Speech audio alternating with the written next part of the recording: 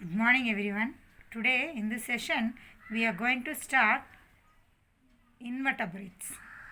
So, in the last class, we saw Animal Kingdom lesson various criteria for the classification. Now, we are going to see in detail about invertebrates and certain groups under invertebrates. Porifera, Coelenterata, Platyhelminthes, Aschelminthes, Annelida, Arthropoda, Mollusca, Echinodermata, Hemichordata belongs to invertebrate category. So these are the various phyla under invertebrates. Now in this session we are going to deal some of the phyla of invertebrates. First we are going to see about poriferans. Poriferans, nothing but pore bearers. That means which possess gap in its body. So all the poriferans are having gap or a pore in its body, and it is a non-motile aquatic organism. Most of the animals of poriferans are aquatic organisms and non-motile. Motile means movement. That means these poriferans are attached with substrata. Substrate in the sense either it may be a rock or some other animal's body. So it is a non-motile aquatic organism, and the body possess cellular grade of organization. That means a group of cells, many cells are present, but it is not forming a tissue. Simply it is forming it is like a cell. It is not framing as a tissue, and it has canal system. Canal system is nothing but, why this canal system means, body of this category poriferan has many pores. That pores was otherwise called as ostia. So body has many gap or a pore. That pore is otherwise called as ostia. Water enter into the body through this ostia, and it leads to a canal system. So canal system is present in this porifera or porbearans. So body wall has many spicules. Spicules means somewhat bulged portion. So body has many spicules which only forming a skeletal framework for this poriferans. So spicule is forming a skeletal framework, and it is reproduced by means of two methods, asexual or sexual means. So poriferans are pore bearing organism, and it is a non-motile organism, aquatic organism. That means it won't move from one place to another because of its attachment with the host, and the body has cellular grade of organization. It do not show tissue level of organization, and because of the presence of ostia, the body possesses ostia. Ostia is nothing but a gap. Through the gap the water will enter into the body. So it is framing a canal system, and body has many spicules. The spicule only giving the framework for this poriferans, and it will reproduce by means of asexual and sexual means. Next we are going to see about Coelenterata. Coelenterata are aquatic organism. The difference between porifera and Coelenterata are, porifera will not move whereas Coelenterata will move. It is a motile aquatic organism. Best example in your lower classes you learnt about Hydra. Hydra is an example for Coelenterata. It also multicellular organism. The difference between porifera and Coelenterata are, the Coelenterata showing tissue grade of organization. Both Coelenterata and porifera are multicellular organism, but in porifera the cells are not forming a tissue, whereas in Coelenterata these cells are grouping together and it is forming a tissue, and it has diploblastic layer. That means it possesses two layers in it.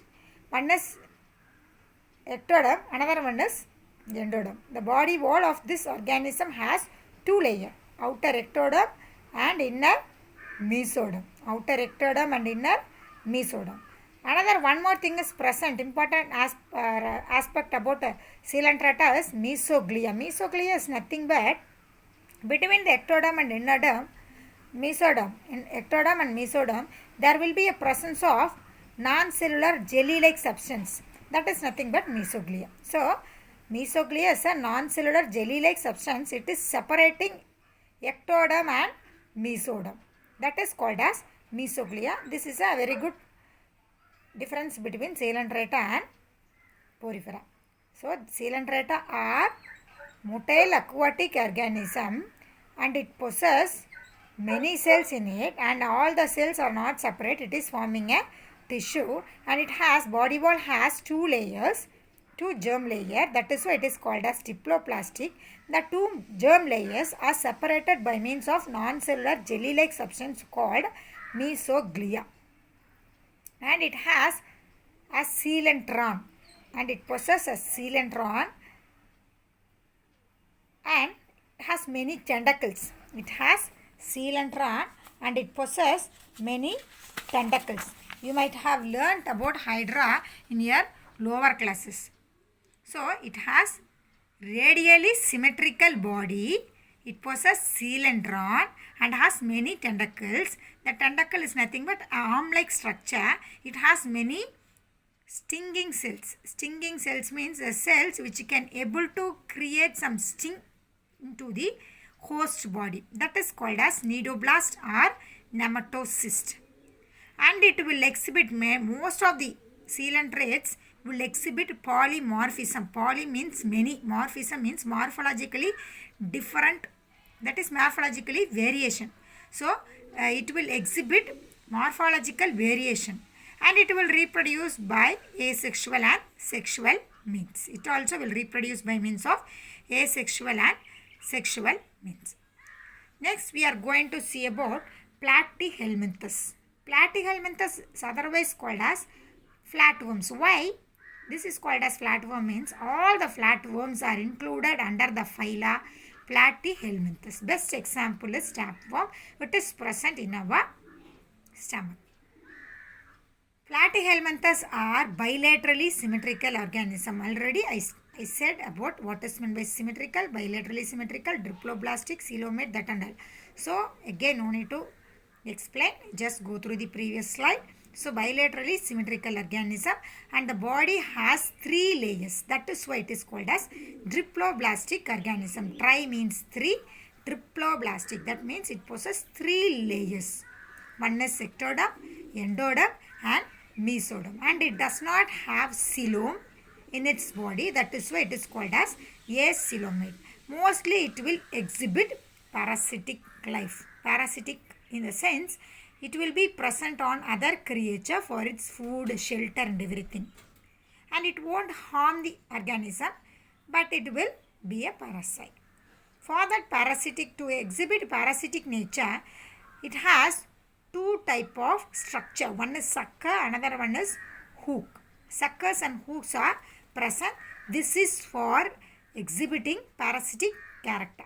And it will excrete by means of a specialized cell called flame cell. So it will excrete by means of a specialized cell called flame cell. And one more thing about this Platyhelminthes are, it is a hermaphrodite. Hermaphrodite means both male and female sex organs are present in the same individual. Both male and female sex organs are present in the same individual. Again I am saying about Platyhelminthes.